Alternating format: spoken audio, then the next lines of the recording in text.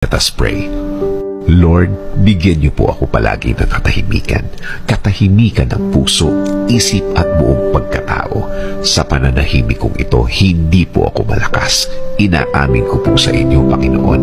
Ako po ay naghihina at alam ko po na kayo ang dapat kong kapitan. Alam kong kayo ang dapat kong paniwalaan na ang lahat ay magiging okay, ang lahat ay magiging maayos, ang lahat ay magiging tahimik. Kakapit pa rin ako sa inyong magandang plano. Kakapit pa rin ako sa inyong magandang bukas na pangako. Alam kong ang lahat ng oras na may problema ay mabilis na lilipas, mabilis na mawawala.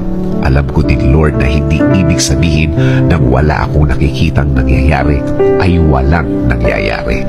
Alam kong inumpisahan niyo na akong tulungan sa ibang mga bahagi ng aking problema.